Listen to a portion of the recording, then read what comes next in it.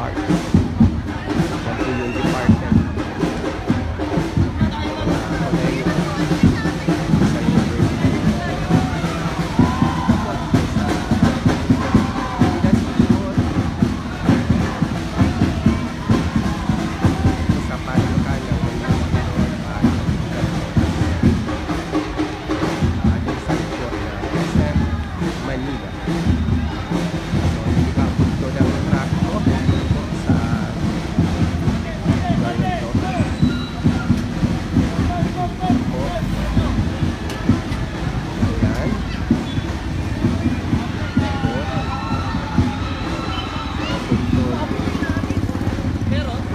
Ito rin po ang terminal ng SM Toll Station 3. Po ito sa may plaza,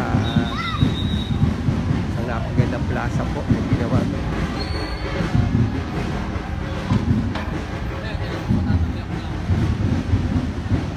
Dito po yung mga yung pinatayo at pinaayos ni Mayor Isko Moreno. Ito po ang puno ng mangga. Ito po yung, hindi po nagkakamali, ito yung Plaza Lacson na tinatawag. So check lang po natin. Ito po may libreng wifi para sa mga estudyanteng nag-aaral. Ito po yung display ng Manila City Hall na Christmas tree. Marami po rito mga nagtatambay sa puno ng mangga. O, napakaraming bulaklak. Bumulaklak na po ang puno ng mangga. Dami ng mga bulaklak.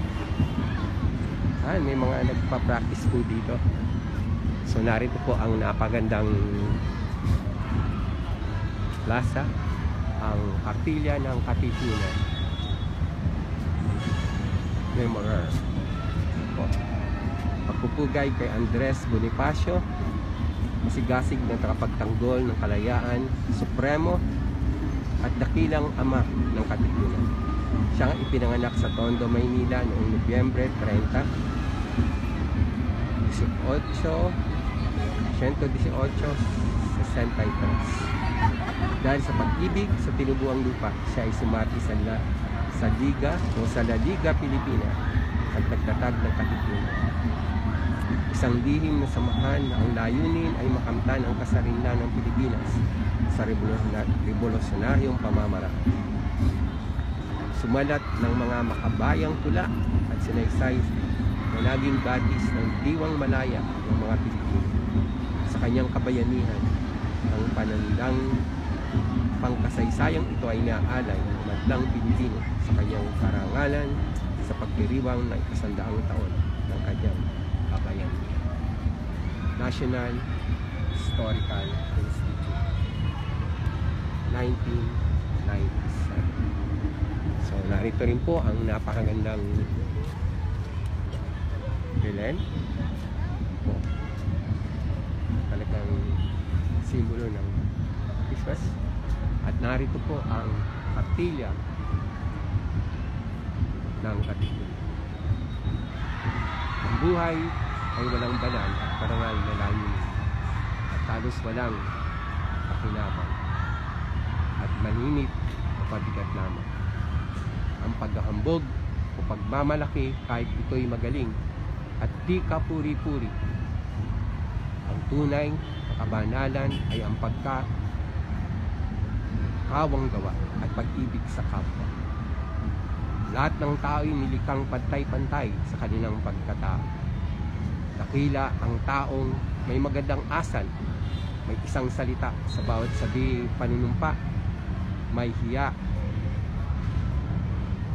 di nagbabalat kayo, di nakikiapi, may malasakit sa kapwa at sa bayan, higit pa sa sarili. Huwag sayangin ang panahon.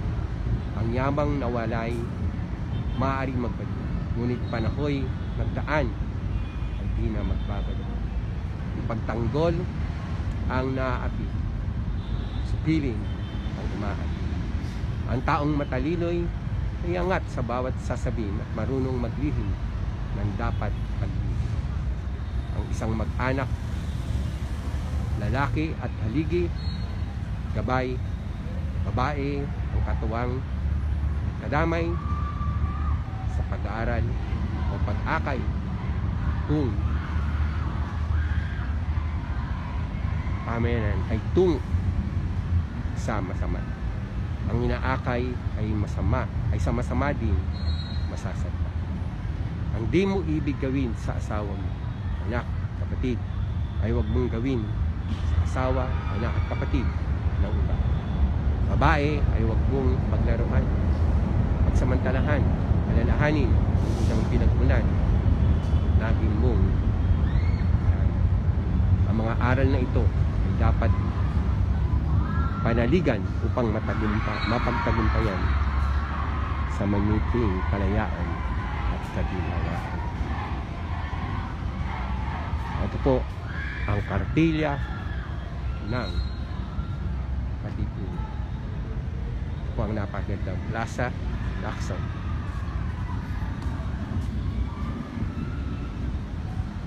Dito po ang grupo ng mga tao, mamasyal, mga estudyanteng nag-aaral ng kanilang sayaw, mga puno ng mangga.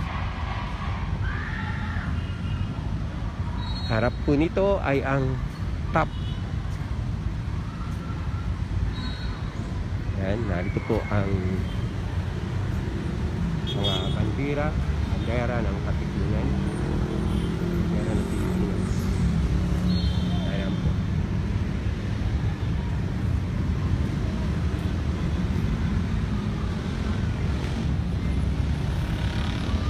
Narito po ang sagisag. Praise be the name of the Lord. Salamat sa Diyos. Saglit lang po, titingnan lang po natin. Napakagandang dagat. Naganda po po ni Mayor Sco Moreno. Ito po ang napakagandang saysayan, simbolo ng katipunan. Kataas-taas ang kagalang-galang ang katipunan.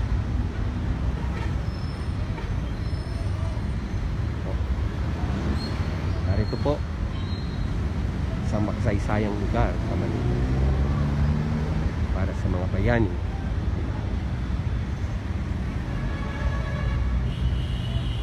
Kita niyo po ba?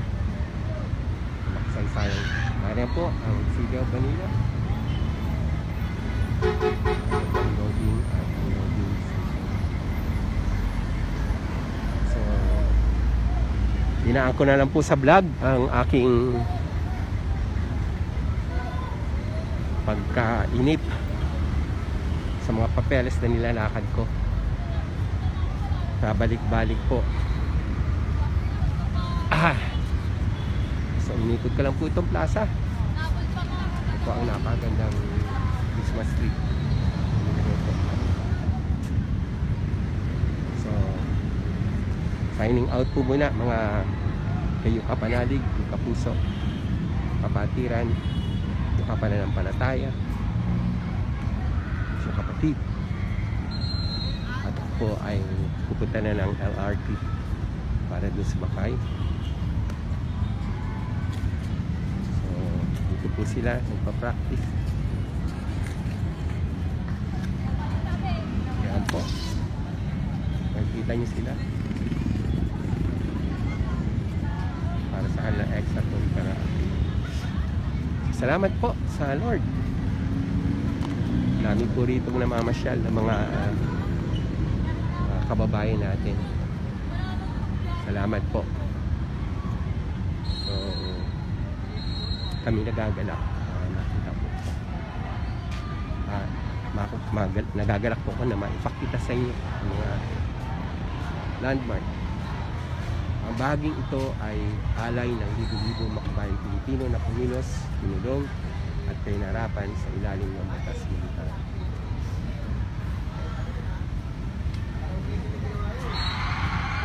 po yung mga 1986 sinama po nila dito. Yung mga pangalan ng mga sinasabing pinagbalakisan ng Kalahon now at subdivision.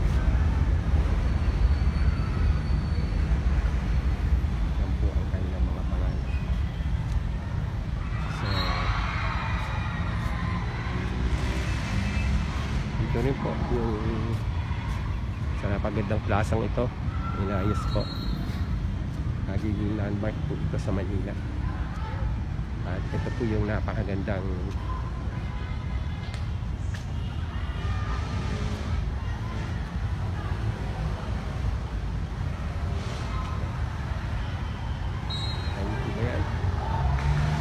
this segment of Berlin Wall was donated to the city of Manila of Berlin on 27 of November 2014 to mark the vanquished division of Berlin, Germany and Europe. It honors the strong bond of friendship between German and the Philippine people, served as a reminder of the shared democratic values rooted in history and beyond.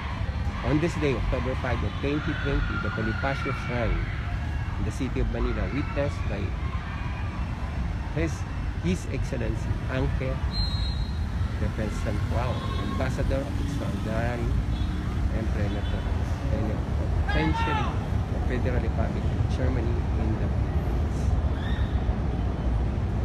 and Honorable Francisco Moreno Dumaguez, Mayor of the City of Manila.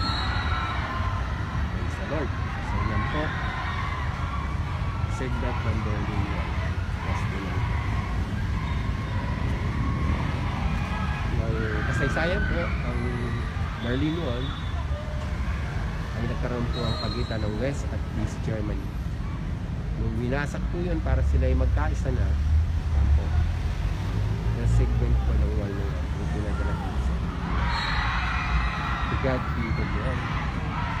Praise God. Tingnan na po natin kung mabuto.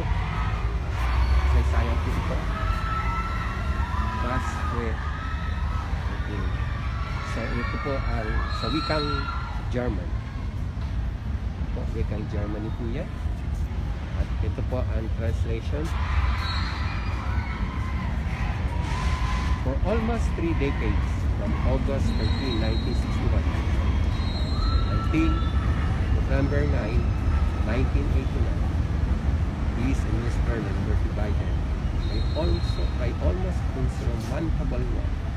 Not only did it divide families and friends, also brought much pain and suffering to the city and its inhabitants. More than 130 people lost their lives when attempting to cross the wall to flee from east to west. Many more were caught and sent to prison or severally. The Berlin Wall fell in November of 1989, the joy of which accompanied the opening of the inner German border generated a feeling of euphoria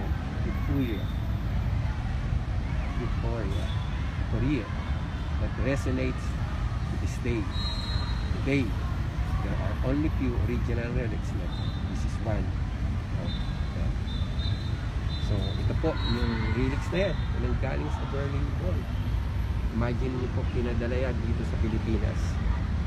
To God be the glory. Salamat po for being with us sa ating part of history dito po sa Manila. To God be the glory. Ito po, sabi sa Bible, wala na pong division. Judyo man, Gentil, at talino man umang man. Lahat tayo ay pantay-pantay sa kanila. Walang babae, walang lalaki. Ito ang katunayan at kitabayan ng mga bagay na naganap sa kasaysayan. Hindi lang ng Pilipinas, kundi maging ng Germany para sa buhay.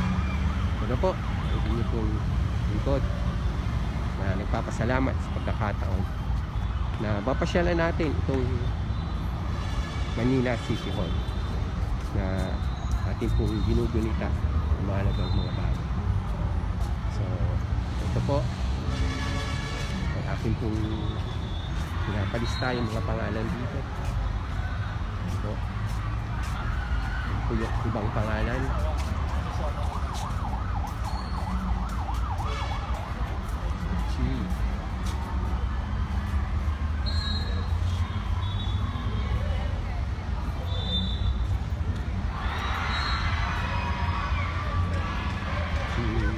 G-S-I-A-M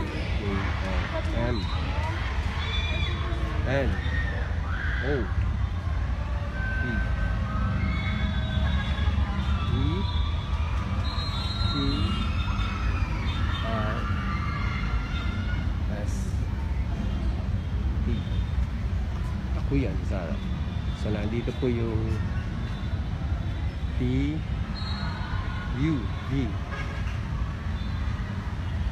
W-Y. Ito po yung A, B, C, D, E, F, G, J, L, M, N, O, Q, R, S, T. Wala. God be the glory. At meron pa po dito ilang mga pangalan pa na naman. Ako. Ito nga, wala. 1985, ito record po na. Sila po yung mga tao. 1985.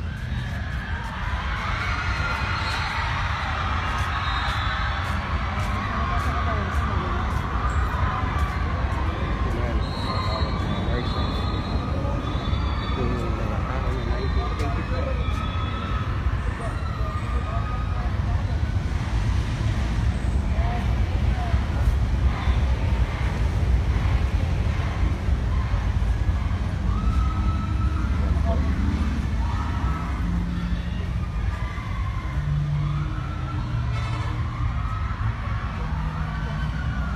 Wala po ang pangalan dyan, mga tao nagigiti na naman. 1984, 1985.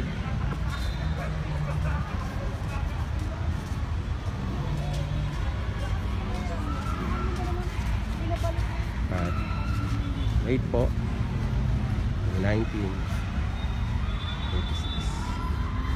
So, in alphabetical order. So, alam na po ako. Tandaan po natin, walang mga api kung walang magpapaapi. Diwa ng katipunan, paglaban, talaga. God be all the glory. This is your us. Dito para po sa Dukpap tinapay at tubig ng buhay. Salamat. Hindi po natin masasayang pagkakataong ito makapamasyal. Huwag maging dayuhan sa ating sariling bayan. God be all.